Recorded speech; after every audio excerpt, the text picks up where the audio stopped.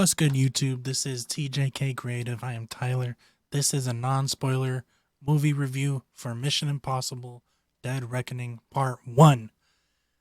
Hit that subscribe button if you are new.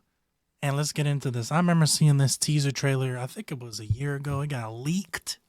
I didn't even know if it was real. And it was weird, it was weird. I thought the teaser trailer felt weird. It just seemed... Let me fix this real quick. There we go. It just seemed, I don't know, there was a weird feeling to it. But the next trailer was awesome. And when I look back on that first trailer, I actually like it. I don't know, maybe it felt weird because it was leaked and then it just felt, I don't know. But here we are, Mission Impossible Dead Reckoning. I didn't really look at most of I only saw that teaser trailer and that other trailer. And then I saw, when I went to an IMAX screening for some movie, they played this nice, really cool featurette of showing the big, one of the big stunts of the movie where he's driving off a mountain and he jumps off the motorcycle and he's free falling. That's the only thing I saw. So I didn't really know too much about who the villain was, and I'm surprised who the villain was. I feel like in this year specifically, this specific thing is really big around the world. So I was really surprised to see that this was the villain, because this movie was made well before this viral, new, really interesting, cool but scary thing started happening more to the public around this year. So it's kind of, did they know that was gonna be prevalent in the today's world, like this year? I don't know, but I was really shocked. And I honestly feel like that's a bold move, even though other movies have kind of done it. But for Mission Impossible, I don't know, for this big of a movie, writing and stuff, that's a big deal. There's writer strikes going on, so the quality of it, you could imagine, might not be there. But for this movie, it's there. This movie's fire. It's a good time to be in the cinemas. Tom Cruise is killing it. Everybody, Vanessa Kirby, Rebecca Ferguson, Simon Pegg, everybody's killing it in this movie. I really freaking Haley Atwell, what is her name? She played Peggy Carter. She's gorgeous. I have never seen her beauty on such a huge display until this movie. I am flabbergasted. I am shocked at her immense beauty. I've never seen it on such a high level. She is gorgeous. I've never even needed to say that for a reviewer at all. I don't even know why I'm saying it, but she's ridiculously gorgeous in this movie. She really is. I couldn't believe it. I was like, that's her. I was like, what? Damn. But that is absolutely besides the point. This movie had this is a random, I'm going all over the place because I don't want to spoil it, so I'm just going to, whatever's in my brain, I'm just going to spit it without spoiling. There's a lot of, this movie goes all over the world, and Fast and Furious, and this movie had a lot of the same locations. I guess that's just because those are the popular locations in those areas in the parts of the world. But it was just really cool, I guess, to see two big action movies use the exact same locations, I guess, and see how differently they used it. And in this movie, obviously, the motorcycle chases, the car chases in general, rooftops, and freaking Tom Cruise running like he always does, just on point, executed at the highest level possible. The fight scene's great. This movie, it's big. It feels really big, and it's a part 1. And I will say, after watching Spider-Verse, this is how you do, and this is how you do part 1.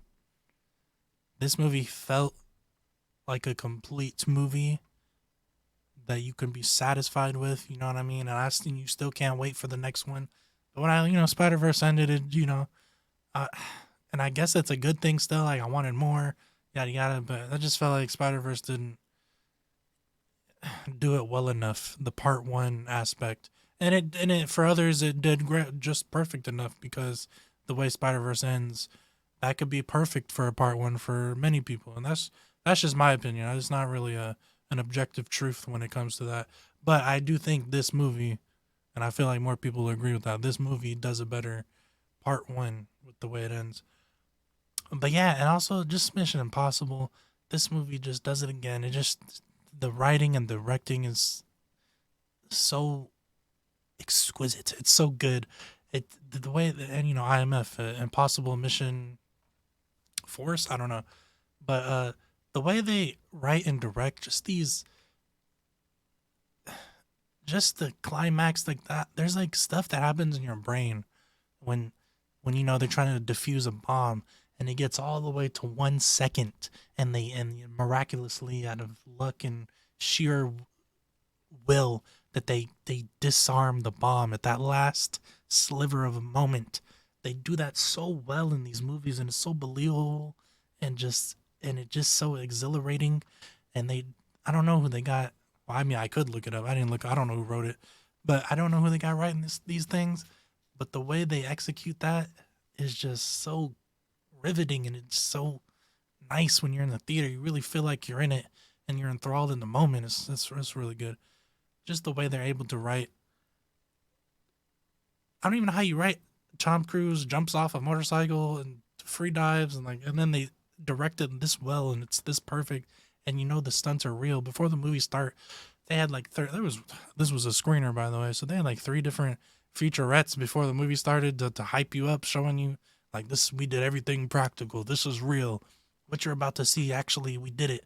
And then the last little clip, Tom Cruise and the director came up and said, thank you, we had a lot of fun making this, yada yada, so thank you for watching this where it was meant to be seen in the theater. And they just gassing it up, getting you hyped just like they should. They did that. That was a nice touch. I don't know if the general audience is gonna get those clips before the movie plays, but they showed that to us, and it just gets you ready for this movie. Uh but yeah, Tom Cruise is once again in this movie. Ethan Hunt is once again put on a mission, and for him, he think typical mission, but once he's in the mission, nobody else in the world is just on his shit like Ethan Hunt. Ethan Hunt, he's on this mission and he just knows something is wrong, something's awry. He can't just give the goods back to the government. Goes to the mission, gives them what they wanted. He knows he needs to keep it and do whatever, and just go rogue, type shit. And he's always going rogue in these movies. And that's I was treading thin ice, but that's, you see it in the trailer. You see that in the trailer. And it's just a fun ride. I don't want to spoil it. I don't want, because I'm getting antsy. There's a lot to talk about in this movie. And I mean, there's some new characters. I don't know. I can't pronounce that girl. I know it's Palm Mantis from Guardians. She was cool. She was underused because I saw in the trailers. I was like, oh, that's really cool. She's in this. I want to see her, what she does. Wasn't a lot with her, but when she was there, she was kicking ass. She was dope. And just Vanessa Kirby, she's back. I didn't expect her to be back, but she was in the trailers, of course. But couldn't even imagine what they would use her for. But they did that. They just did well with everything. And yeah, I mean, this is part 1. Again, I think it's a really good Like, the ending was a good conclusion. Everything's building up, and by a certain part of the movie, I was like, oh, okay, I see what they're doing. Because of the part 1, I was remembering, I was like, okay, this is I like this, but god damn it, I gotta wait for who knows what, a year or 2 for the next one. But but the movie was so good and juicy and satisfying that I accepted it. It was so satisfying. It felt like a juicy steak, and you eat the whole thing, and you could eat a little bit more, but you're good. It was so perfect. You don't want to taint the the perfect steak with wanting more food, because it was so fulfilling. And that's how this movie was. It was a really fulfilling movie. I could go on and on. This was really more just hyping up this movie. Like, this movie is fire, bro. Go see this movie. IMAX, 40X, Screen X, XD, Dolby. I don't care about 3D, but if that's your thing, I don't know. What they don't got any more formats. I mean, they got other formats. Whatever. Go see this movie in theaters. Don't you sleep on it. Let's get this movie the money it deserves, so we could show Tom Cruise, we could show Paramount and these other movie studios and these directors and these writers and producers and CEOs that movies like this is worth making. It's still worth making, because right now we're in a time when these movies are flopping. Good movies are flopping. Uh, Decent, okay movies are flopping. And trash movies are doing what trash movies do. So let's show them that this movie deserves it. Hit that like button, hit that subscribe button, get in the comments if you've seen it. Try not to spoil. And yeah, I'm a guy with the camera and a mic. And I'm out. Mission Impossible Dead Reckoning Part 1 was lit.